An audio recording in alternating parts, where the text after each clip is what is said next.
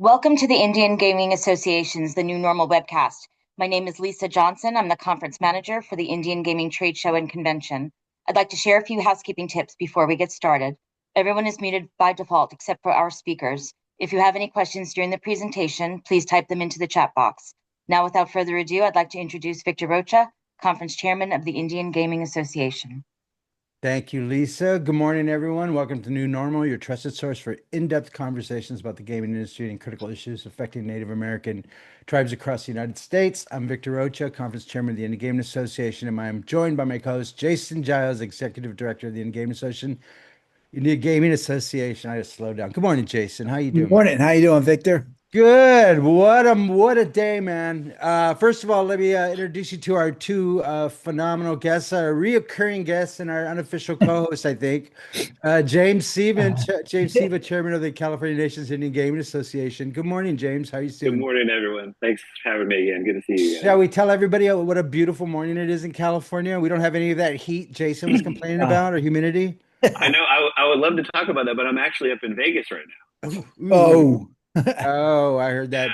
And that's then brutal. Michael Hoenig, Vice President, Associate General Counsel for the. Now, what? Help me do the new name. I'll get it eventually, Sure. but it's still Yep. Yuhaaviatam. Yuhaaviatam of San Manuel Nation. Right. Yuhaaviatam of Samoan Nation. Before we go, and I think this is actually really important, is that when Pachanga, when we were started, we were the Pachanga Band of Luiseno Mission Indians, and this was the name that we were given, and we eventually dropped the mission thing, and then we even dropped the Luiseno thing. You know what I mean? We're just a Pachanga Band of Indians, and I think that's a very important thing when that you see what sovereignty about. And for us, it's the ability to define ourselves by our traditional names and stuff like that. So, Michael, welcome. Thank you so much. It's great to be here. Sorry about that little history lesson, everyone there. Let's just jump into this. First of all, as everybody you may or may not know, on Friday, legislation was introduced. Now, Michael, this was introduced. Was it filed? It is filed, right? I believe so, yes. It was introduced by Assemblyman Avelino Valencia from Anaheim. Right, right. Um, can you walk us through the California legend from a legal standpoint? What is it designed to do, and how is it going to function? Sure. So maybe before I'm sure everyone's pretty familiar with how these online sweepstakes that this bill is designed to address operate, but if it's helpful, maybe just to give a quick primer on how they work, just the basics, so that folks will kind of understand what this bill is targeted to do. Well, obviously the sweepstakes people don't understand. So yeah, you can give them a little lesson how this thing works. Sure. So essentially, one of the words that you see kind of thrown around a lot about these particular types of online sweepstakes is the term dual currency. And that's kind of the way they're set up. And the dual currency is basically just that. It's kind of, you get two different kinds of coins when you join one of these online sweepstakes operators. And the reason they set it up this way is basically to avoid one of the elements of gaming, depending on which kind of coin you're using. So everybody well, there's three elements to gaming. There's consideration, there's chance, and there's prize. Consideration is your bet. Chance is the spin of the roulette wheel. And prize is, when you cash out your chips or you get your prize if you win. So the way this dual currency model works is essentially you sign up for one of these online sweepstakes games. You can get these kind of free gold coins, they call them, that you can then play games with. The gold coins don't really have any value, so you can't cash them out for anything. You can buy more of them, but you can't really get any prize from them except for maybe, more of the gold coins. So by doing it that way, they've kind of eliminated the consideration, the bet part of it, because you're not having to pay for these gold coins. However, you can buy these gold coins, and when you do, you get awarded sweepstakes coins. And they say they're giving you these coins for free, but really you're buying these gold coins so you can get the sweepstakes coins. You then can take these sweepstakes coins that you've purchased, and you can then play a slot machine or a table game. And with these winnings, you can actually cash them out. So these sweepstakes coins have value. Usually it accounts to one coin equals $1. So it's basically 1 to 1. So if you play with a sweeps coin and you win, 500 bucks on a slot machine, you can cash out $500. Now they're saying that because you're not buying the sweeps coins, you're buying the gold coins, and we're just giving you these sweeps coins for free, that there's no bet there. There's no consideration essentially. There, you don't have to buy them, you're getting them for free, but you can cash them out. So it's kind of the shell game that they've developed, where we make this one switch here, and therefore you're not gambling, and it's nonsense. Frankly, it's just a way to kind of muddy the waters a little bit in that middle part, so that you can basically make online bets. You're just people may have 5 million gold coins sitting in their bank because they never touched them. They're just playing with the sweeps coins all day long and essentially gambling. And this system isn't new. I think that they think they've been very clever in finding this loophole, but it's not a new system. This is what the internet cafes in California were doing. You go in, you say you're buying time on an internet, you're buying internet time for a computer. When you buy that time, what you really get is a bunch of essentially virtual coins or chips that you can play games with that conveniently are located on the computers in the internet cafe you just entered. And before that, years ago, it was these phone cards where you go and you buy phone cards and you get a chance to play, sit at a slot machine and play. And phone cards, unused phone cards, are littering the floor. This is that same kind of switch around scheme that's always been out there. They've just stuck a new skin on it and put it online essentially.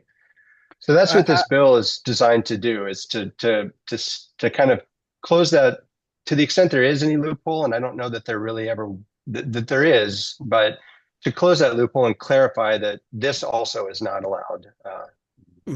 Victor, who was our guest back, months ago, maybe even last year, and he actually had an account and he showed exactly in detail how this all worked. It was a fascinating. It might either been Glazer or Tress. It was Yeah. one of those two. I think it was Glazer, and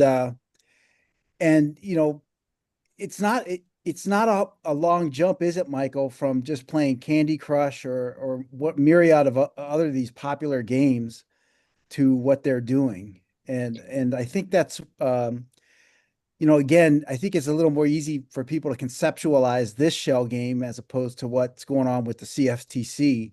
You know, this is right out in front. It is, isn't it? I mean, Yeah, I mean, this is pretty clearly just a way to run online gambling. I mean, it is, you can go onto these sites and it looks like you're going onto an online casino, and there's, I'm sure your prior guest showed you, there's just a little switch you can toggle. So you go between gold coins, where you're playing with the kind of virtual no value currency, you flip a switch and it just shows you everything in your sweeps coins, which have value and what you purchased and everything. So yeah, it looks like, it plays like it is basically an online casino. Jason, that was Jeremy. It was Jeremy Cooden that did that. That Oh, was Jeremy Cooden, Yeah, right. Jeremy pulled that out. Yeah. But I mean, Yeah. James, this legislation though is like take no prisoners. To even going after the endorsers, the celebrity type endorsements, the payment systems. This is pretty strong bill that's moving through the California legislature. Yeah, absolutely. I think the thought behind that was looking at how other states have addressed this. Because at one point it was really hard to find that starting point of where you're going to go after these guys. And some states, they started with the payment processors, which has had some success. But really, I think in California we needed to go after this entire group, top to bottom, from the actual companies operating this, the payment processors, the celebrity endorsements, everybody. Because otherwise, we're just kind of chasing after one individual company or app. They shut that down. They start up another one. It has to be an entire fundamental change. Otherwise, it's just, they'll just, the newest grifter with a new costume on, they're always popping up.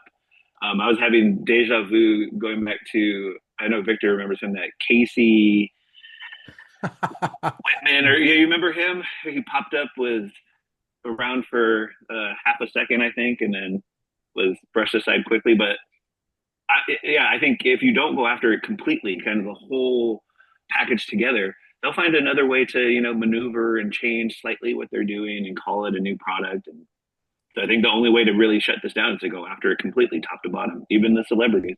Mhm.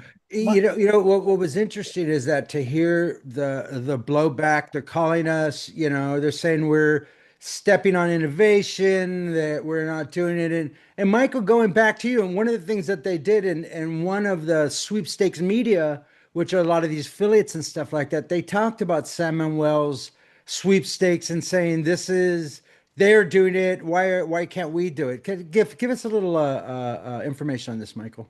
Sure. Yeah.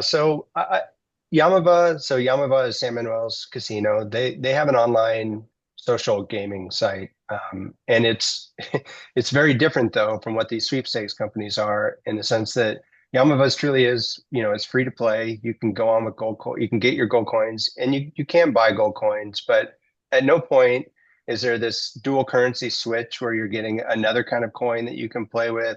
It's basically all these free gold coins that have no value. You can't cash them out. You can't get anything for them. That it's completely different thing. So it's not the gambling. There is no prize payout at all. And I know they put up they captured a screenshot of a contest that Yamaha was running, I think last year. It was called the Fall Into Sweepstakes or something like that. But again, this bill, at least what the amendments are designed to do here, is not to make all sweepstakes illegal. There are still sweepstakes that can be done in California that are legit. Your McDonald's Monopoly game that they used to run. I know they cited like Starbucks sweeps and things like that. This bill's not designed to stop that. And the sweeps that they pointed to at Yama it was nothing like what they're running. It was just basically it was a contest, a drawing. Essentially, nobody had to buy anything. You log in twice in a day, and you get entered into a contest to win a prize. And that was basically it. There was none of this. You buy this coin, but you get this coin that you can then go gamble with and cash out for money. So there's still no gambling happening there. So it's just a completely different thing.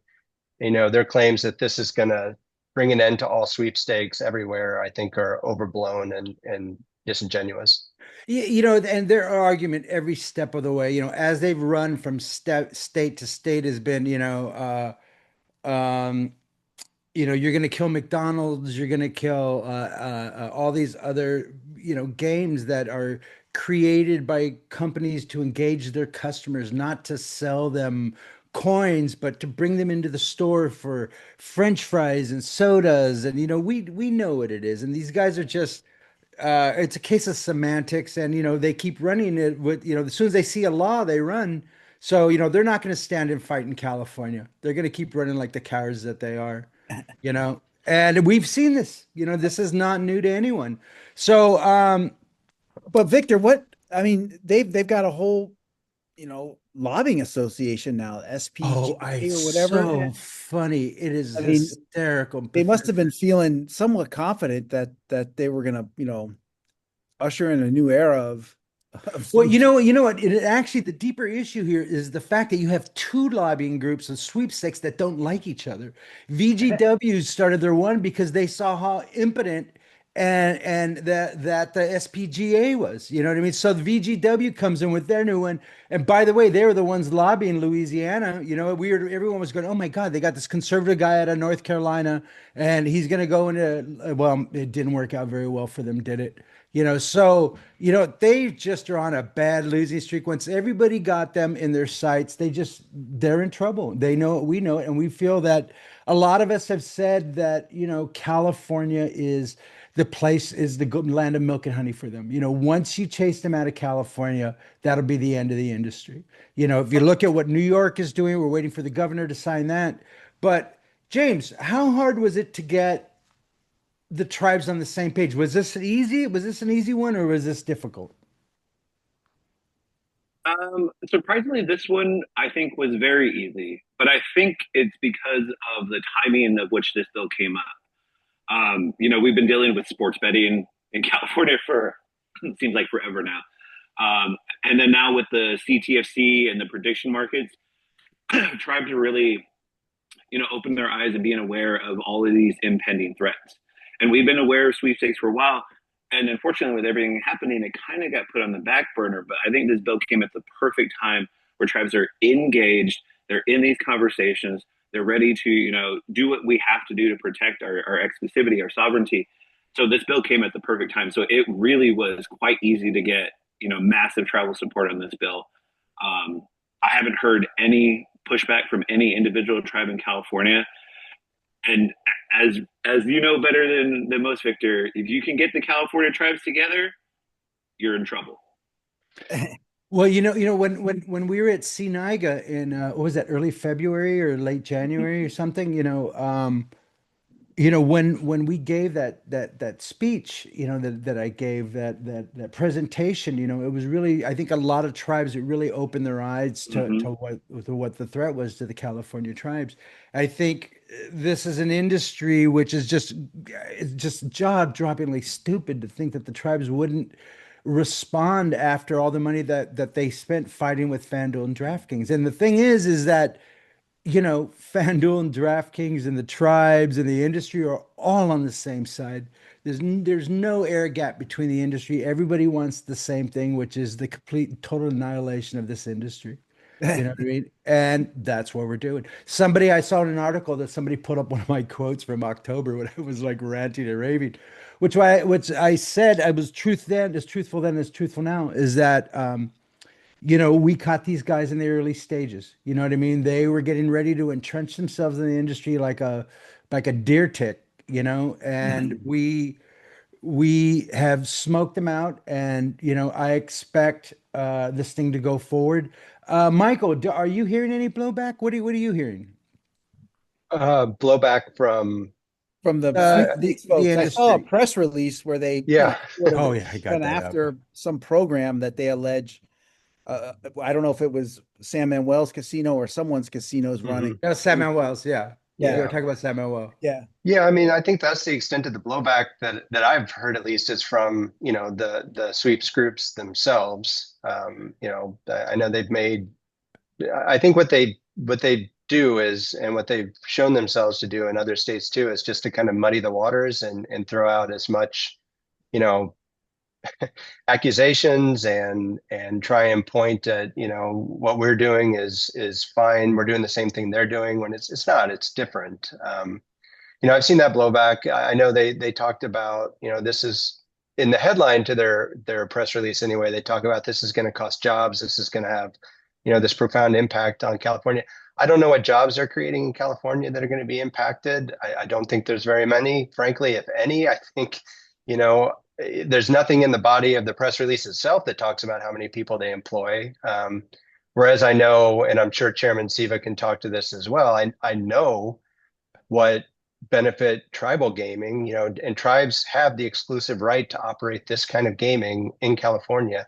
I know the jobs that California tribal gaming creates. I know the benefits that it's had, not only for gaming tribes, but for all tribes in California and for the surrounding communities. And I think that's why they're seeing the, tribes come out. And, I think, as you said, there's no daylight between tribes and the rest of the legit gaming industry in California and elsewhere on this. But I think that's why you've seen tribes come out so ferociously against this, is because, it threatens something that the tribes have spent 30 years building up into an amazingly well-regulated, well-run industry that this is threatening. Frankly, it's not just threatening the bottom line, but threatening the integrity of this industry that I think tribes really care deeply about. They're so cynical though. They put these press releases out and saying, we reject this Russian hypocritical approach and instead pursue a transparent and fact-based dialogue about the future of legal digital innovation in California. Signed by no one. You know what I mean? Signed by no one. They don't put their names on it. They don't stand behind their words. They just send out these anonymous press releases. You know what I mean? Which just makes them look weak as they are. We have some questions here real quick. Let's see. What do the lobbying group acronym stands for? SPGA stands for the Stupid People of Gambling Association. And the other one is, I don't know, Stupid People of Gambling Association too. So Ed Mazzetti, how long do you think it will be to get this bill through and signed? James, that's an interesting Yeah, question. I was going to ask James that. Yeah. Yeah. I think we could get it done this session. I really do. But it's going to take a big effort from all the tribes. But a lot of tribes have a lot of really great presence up in Sacramento. We work with a lot of great consultants and attorneys like Michael who really are on this issue. So I think we get it done this session. I really do. I mean, because their arguments are about technological advancement and accusing the tribes of only wanting to protect our market share. I'm like, this is about holding up the Constitution of California. Our exclusivity is in the Constitution. That's it. Like we're about doing the right thing. We're about protecting laws, regulation. We're not about stopping innovation. California tribes have always been innovators. So I think their argument is just, it's hollow. It's full of hot air. And I'm sure Victor would say much more choice words, but I promised that I would be nice and that I would try to be like, let other people talk and don't let my personality like suck all the oxygen out of the room. You know what I mean? James, let me just ask you real quick because it is important to know the California political cycle. When is Newsom up? Is he done in 26? Yes, he's done in 26. Yeah. So you guys, so next year is just going to be a crazy election year, and with you guys doing the governor thing, and I know Newsom's got bigger aspirations. All the stuff with ICE and everything going on in California, that's only going to get worse this summer. Bonta's going to be, a national profile figure here soon, Attorney General. Because I bring all this up because California is going to have to stand tall and hard against all this stuff, and tribes especially, because tribes are an easy mark. This is the way they break it down. They just want to just go right after that tribal exclusivity. And it's like the Maverick case up in Washington. They're going to keep just going. They'll never understand, or do they care to understand, why a tribe has exclusivity for gambling in a state. And, exclusivity, that's an art term that, what Michael came from, IGRA and state and tribal compacts. But guess what? On the reservation, we always had exclusivity. And it was the Supreme Court that upheld and said, you can do whatever the hell you want on your within your borders. It was Congress in the states that came up with all this exclusivity constraints. I don't, if tribes could just offer gambling like the Supreme Court was going to let us, or the Supreme Court reinforced that we already had the right to do, I should say, that would have been a better model for Indian country. But like you said, we had to adapt and overcome with all these restrictions. So it's just funny to see all these guys crying around. You could throw all the CFTC companies in there too that have just been itching for a way around tribal and state law, and they think they're so cute to get these methods going. But Michael, let me what on a federal level, what can we do on a federal level, or what could be done on a federal level to just sort of stop the scourge of sweepstakes gaming? Something that, I don't know, is it the Wire Act again? That ancient, outdated 1950s FBI gumshoe law. I mean, what is it? Or is we just Elliot Ness, an old Elliot our Ness whole law, internet, right? Yeah, our whole internet, laws need upgrading, I guess. What is it? Because you have a unique perspective coming from federal agency. Yeah, I think there's a couple of potential options. I think you mentioned the Wire Act, and I will say that one of the sweepstakes operators that are operating nationally and in California are basically a sports book. It's the name of it escapes me just at the moment, but essentially you just go on and you use these sweeps coins and everything, but you can bet on sports just like you could at not in California, but another place, DraftKings and FanDuel. So yeah, potentially the Wire Act, because the Wire Act prohibits the transmission of information or bets on sporting events in interstate commerce. So if these companies aren't based in California, but they're offering gaming in California, they're crossing state lines, and there's potential Wire Act violations there if the federal government agrees that this is actually gambling activity. Similarly, there's the Unlawful Gaming Unlawful Internet Gambling Enforcement Act, which could apply again, depending on how the bets are moving across state lines. And then more specific to Indian country, I think, you talk about IGRA and the fact that, IGRA really reinforced the idea that tribes have primary jurisdiction over gaming activity that happens on their lands. And this is gaming activity. So yeah, I think tribes should have every right to similarly tell these companies to you cannot operate this on our tribal lands. And I know that the National Indian Gaming Commission also, presuming that they would agree this is gambling activity, they would have jurisdiction to potentially, issue a letter of concern or eventually a notice of violation. So I think there are some federal levers that can be pulled on this as well if they don't, keep pulling up stakes and leaving the states where they're being, told to leave, either through cease and desist letters or through this legislation. Yeah, you don't see a lot of resistance. Once those cease and desists come, they run, as opposed to Kalshi, which would, file a lawsuit back. These guys just run, and they don't stand and fight. Because I think they're very aware, as we are, that what they're doing is illegal. And the whole point, well, though, was every time somebody tries to get them in court, they have these arbitration. Um, when is this going to get into the courts? There's a couple cases actually in California right now.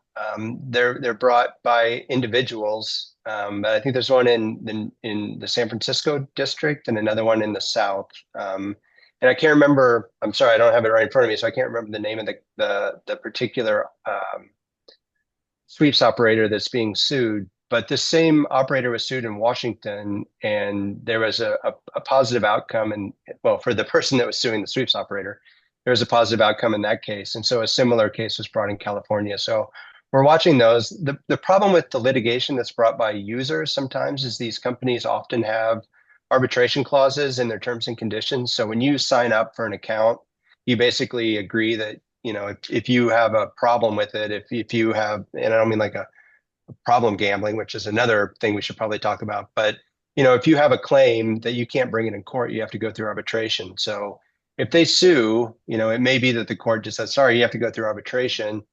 And it may be that they just either settle, for a big enough amount to make the case go away so that we don't get precedent, in state courts that this is indeed gaming activity.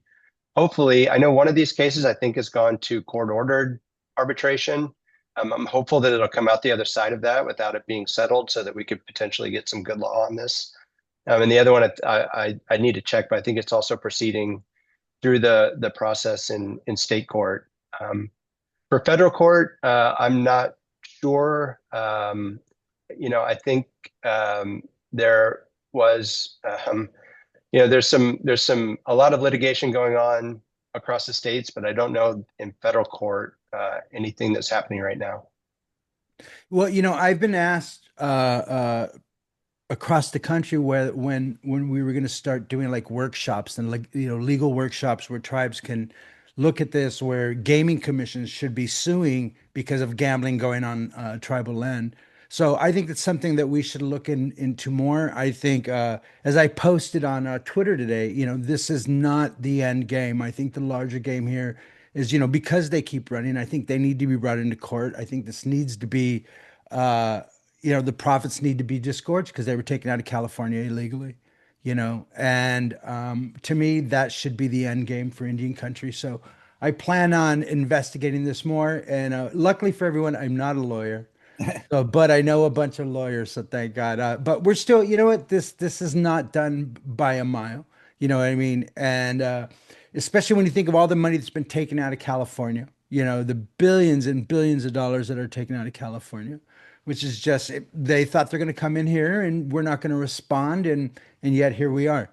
So, we have some questions in here. There's one question real quick, Michael, just about tribes suing these companies in their own courts, within their own jurisdiction. I mean, you and I both know that is a good way to go, but the penalties that tribal courts can impose on, non-tribal citizens are pretty, weak. They're limited by federal law. So there's not much of a deterrent after you find somebody guilty of violating tribal law. We don't need to get into the whole reasons, Yeah. but we know, tribal courts are definitely limited to more civil type penalties. And there's kind of trying to bring affirmative litigation against these operators in tribal court, but then there's also, tribal gaming commissions. I That's would encourage tribes to look at their gaming ordinances because right. typically tribal gaming commissions are empowered to bring fines or civil enforcement actions against folks that are operating gaming illegally on tribal lands.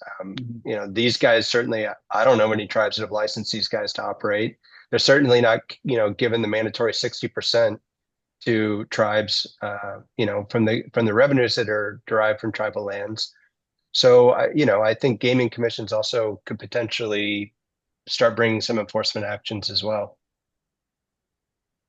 And James, if we go back to just, again in California, CNIGA's standing tall against this, but uh, I guess I would say so in 26, we're not expecting any kind of sports betting bills or anything to be put forward on the ballot measures, correct? Yes, But yes, but yeah. I would be very surprised if something comes in 2016. so assuming you can get this legislation through, uh, that's a pretty big win for the tribes there and in controlling the illegal gambling market in California, and it actually could spur with something if they haven't got the message yet that tribes need to be engaged if you're trying to come into the state of California to offer gaming devices. I mean, how does CNIGA see this? Because it's definitely a multi-year effort is what we're looking at, past the 26 elections on into 28 even. Yeah, I think for us, we view this as probably our top legislative priority. We have a couple other bills moving, but those are moving quite smooth. But with this, you're absolutely right. This is going to be a multi-year process. I fully expect if we're able to get this bill through this session, there'll be a legal challenge in court, and it'll tie it up, and nothing will be resolved yet. But we have so much going on, and CNIGA is kind of at the nexus of all of these things with sports betting, with sweepstakes, with CTFC.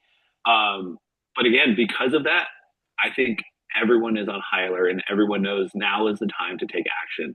Now is the time that we need to defend what we built. What you mentioned, building up this industry over the last 30 years. Like, this is one of those kind of key moments where if we can't come together and work on these things, like, we might start to see, for the first time since we started this industry, start to lose our control of it.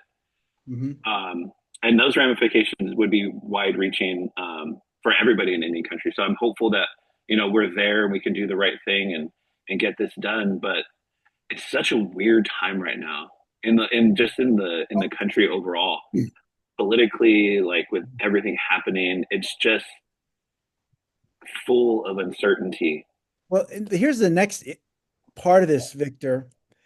And if you look on the questions, there's a question by Jill Dorson, and we can address that. And she's talking about cryptocurrency being used as a way to, conduct these sweepstake games. Look, there's a bill that the Senate just passed, and I think that was related to also stable coins. But I think the cryptocurrency and stable coins, this is the next, I don't want to say threat to any country, but there's really no system right now for how we're supposed to deal with that on the gambling side. I haven't heard much discussion by tribal regulators from the industry itself on whether you're going to accept, can you go in and bet pieces of Bitcoin in a slot machine? And if you look at Jill's question, what if one of these guys, let's move away, let's say a stable coin. And for those that aren't familiar with a stable coin, it's basically something that's pegged to the dollar.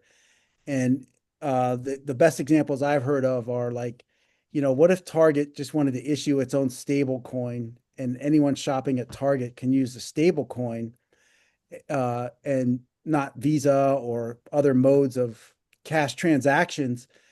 You would just use the Target stable coin, and it would save Target and maybe the consumer, millions of dollars of transaction fees, because Target's willing to back up, their stable coin one for one with the dollar.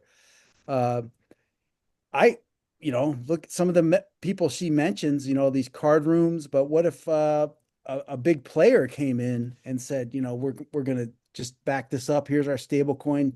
Use our stable coin to bet, Michael. And you can rack up stable coins, which, oh, by the way, can be exchanged one for, dollar for dollar. Uh, there's People are going to continue to get creative, is what I'm saying. And as to James' point, there's such a rush right now to push cryptocurrency. You have Trump with his own goofy stable coin. And, even though they're going to try to roll out regulation and some kind of rules of the roads for this, there's scant regulatory bodies, I think, that are ready to look into this. Well, I mean, what do you think, Michael? I mean, her question is a good one because, you know, other actors can exploit this loophole, as her point, and they may have the money and the standing to back it up. And that's frankly what we're facing right now with the CFTC issue. They have a compliant regulatory body, and then they're just rushing through the front door. What do you think, Michael?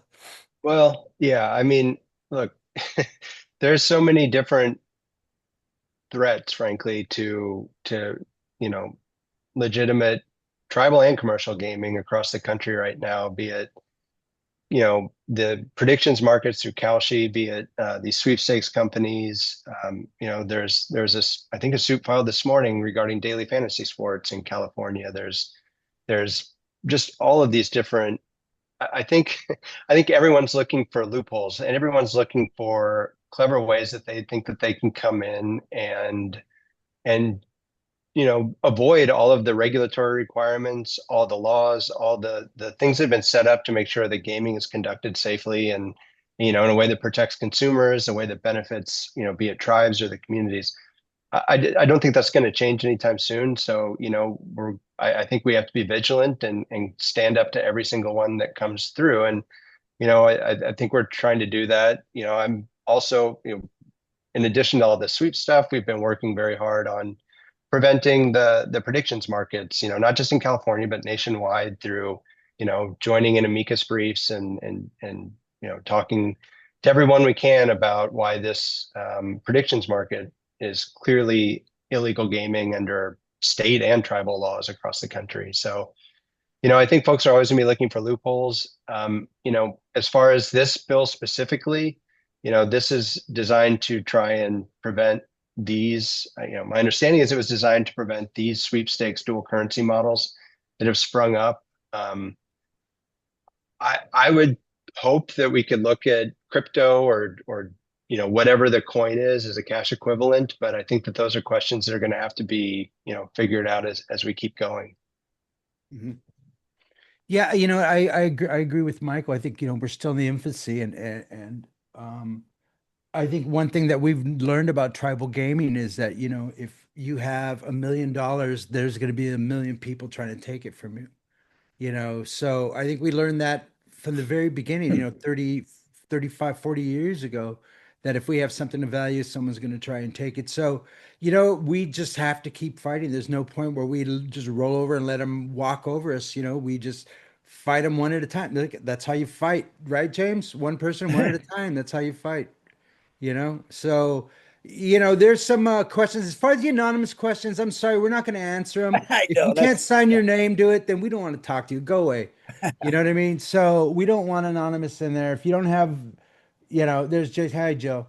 But Carlton says Rico, what does this has right here? Let's keep the tribe from suing in tribal court and controlling the narratives. Standing would not be a plaintiff under arbitration clause, but on behalf of the tribal nation, almost as a RICO case. I've seen some conversations about RICO in this already. I've seen them. I'm not a lawyer. I don't know. But I know that's being explored. But I think the big deal is that once those cease and desists come, those guys start running, right, Michael?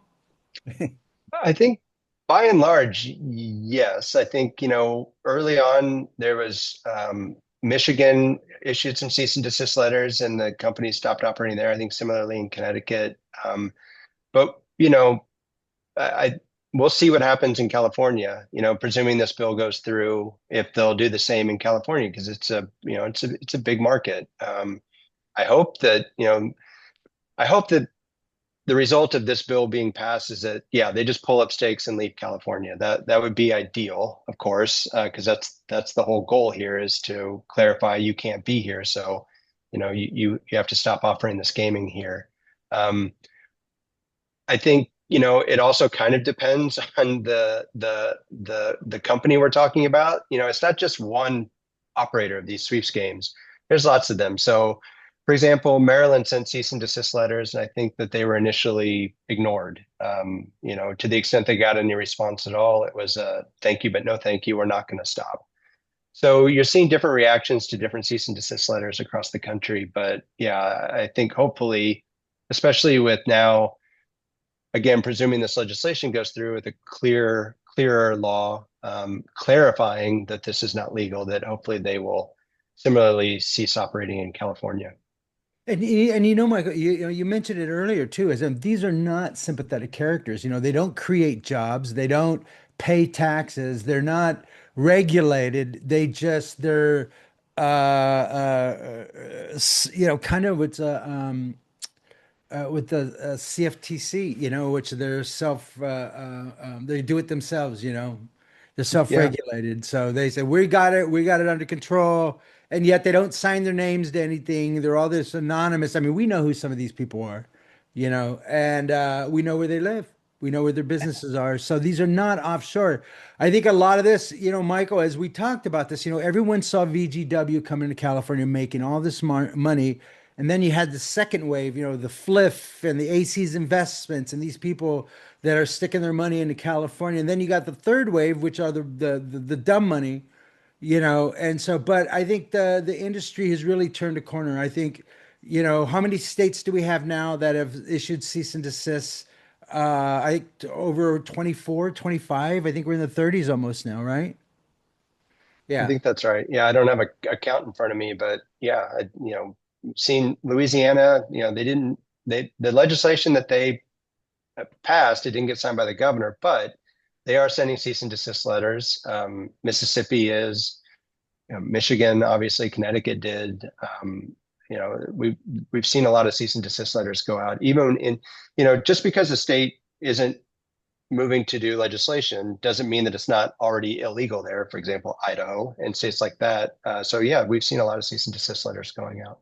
And that's what the interesting thing about Louisiana was. They said, when you got the veto, he says, listen, we already have the laws on the books to take care of it. And then bam, you know what I mean? That Monday they just knocked them out. I mean, we were all just shocked. Since that day, we've 10 days into this thing. The last 10 working days have just been horrible for that industry.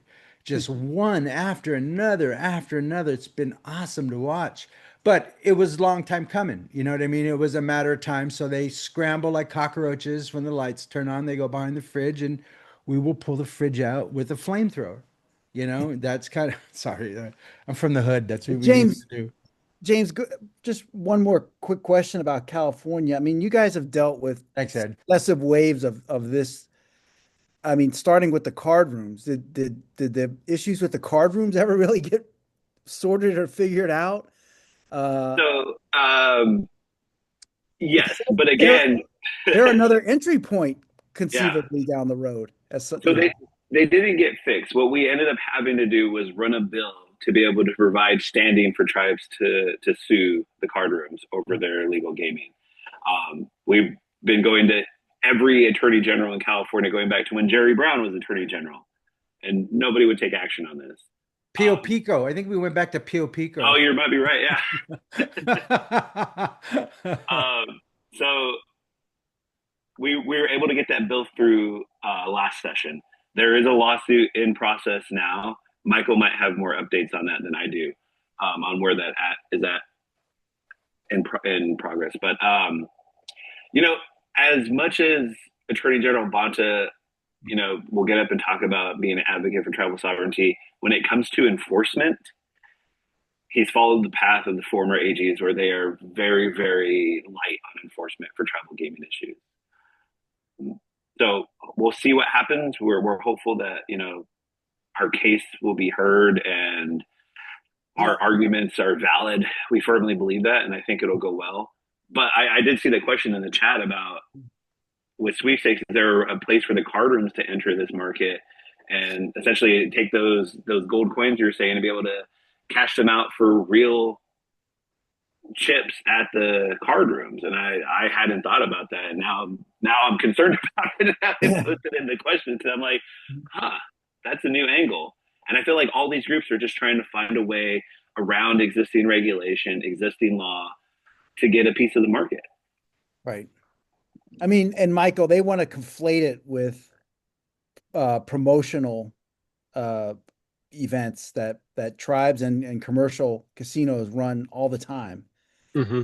That's not going to work, because I mean that's been out there. It's not the shell game that they're engaged in. Right. It's a credit.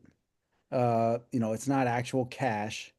So there again, I just think that again, what James said earlier, really, it'll keep you up at night if you think about it too long. All these new ways of getting to the consumer. And I could even throw more stuff out there. There's things in this big, beautiful so-called bill. They're desperate to raise money to offset the tax, extending the tax cuts and other things. They want to have foreign gamblers register, and if they win big money, they would have to report that to the IRS. Now, I mean, casinos have never been set up to sit there and card everybody's nationality when they come to play craps or pai gow or blackjack, and you're going to single out certain foreign nations. We know who they're going after for this. It's just a disaster waiting to happen. And I don't know the status of that. I know the AGA is now sending out the alarm on it, but the gambling industry has got to come together at some point, and our interests, we've become so interconnected with the commercial guys from the sense of the manufacturing and the regulatory side. We've got to start coming together on the commercial interest and financial side. Otherwise, they're just going to keep plucking away at where they think money is being funneled or not taxed, all these types of issues. And and again, you throw over the specter of cryptocurrency over all this, you could be looking at a whole new type of casino way to play. And also with internet stuff, maybe no one even has to leave their home anymore. Truly, and you're just sitting there betting with Bitcoin because it's anonymous, and now the IRS can't find out if you had a big win at a table. So all these things are sort of coming together, if they want to keep pushing just bad proposal after bad proposal while not fixing all the illegal stuff that's going on and that consumers can fall prey to. And that includes the CFTC stuff, because we're going to be coming up on football season soon. And if this CFTC thing, if we don't get some kind of ruling from somewhere, you're going to see commercial. I mean, Call Sheet will be in every football game commercial, and that's not what we want to see. But and Jason, you're talking about a bigger issue here, which is the world moves on. Technology, either we're in front of it, we're on top of it, or we're under it. You know what I mean? And I think it's very important for the tribes to look at crypto, to understand where the future is going. Whether we like it or not, we still have to have a basic understanding, and by the way, that's why I go to sleep at 4 a.m. every night for the last 28 years, with pachanga.net, and which I do. You guys know I do. And this is what, it's my job to sit up and figure out what the heck's going on so that when we wake up in the morning, we have an understanding where the next threat's coming from. And I remember when I started, I felt like this was an easy job, but 28 years later, here I am doing the exact same thing. So, Jason, you bring up a really important and salient point, which is, you know, we're not dealing with the root of the issue. You know what I mean? We're just like patching holes in a as a tidal wave is coming. You know what I mean? Sticking your finger in the dike while a tidal wave is coming. So I think it's very important. And in our role, thank God it's us in leadership positions in IGA and CIGA, so we can educate our people and have these conversations and stuff like that. But brother, the threat was always going to be there. It's always there. It always will be there. When I'm gone, my son will be fighting the same battles.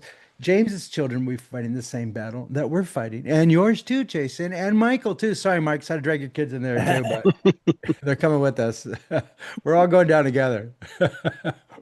But I mean, yeah, so we're going to keep leaning on you guys and pulling in the folks that are having to deal with this, especially in the state of California, because it's just given, again, 40 million people. It's just kind of where anybody trying to do a business model for this, any kind of, that's where they want to be right away.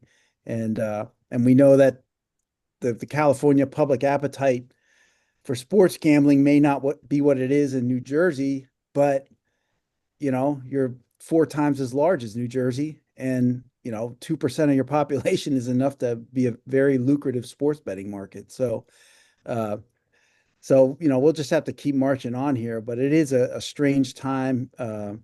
And I don't know what it's going to take, but it seems like your California politicians are in the news a lot, whether they're getting slammed to the ground, arrested, or, uh, We're resilient. We're resilient. Bounce back. Pelosi's the biggest threat to mankind that we ever knew, for God's sakes. Just all these boogeymen coming from California to scare everybody in the Midwest, I guess. I always tell people, and we go everywhere, right? We travel a lot, and it's just weird. I've never once heard anyone in California ever mention like Oklahoma City or anywhere other than just they're bitching about their own state as much as anyone else is in the country. But the focus is they're focused on their state. They don't really care what's going on in Chicago or New York. That's what I can't wrap my head around. Like these people that have no interaction with anything that goes on in like downtown LA or immigration, and it's like, that they don't even, they're focused on themselves, and whatever you think that they're exporting is just a lot of baloney made up by politicians trying to score cheap points in media. So, but now here's Newsom going to go out and probably have to do that just to get nationally recognized, and it's going to be tough for him to overcome a lot of that, bias against everything coming out of California. But that's what you get when you got 3 major ports and 8th largest world's economy. So Hollywood, 4th largest, by the way, not 8th. Oh, it's 4th now? What, Jesus. We just moved up.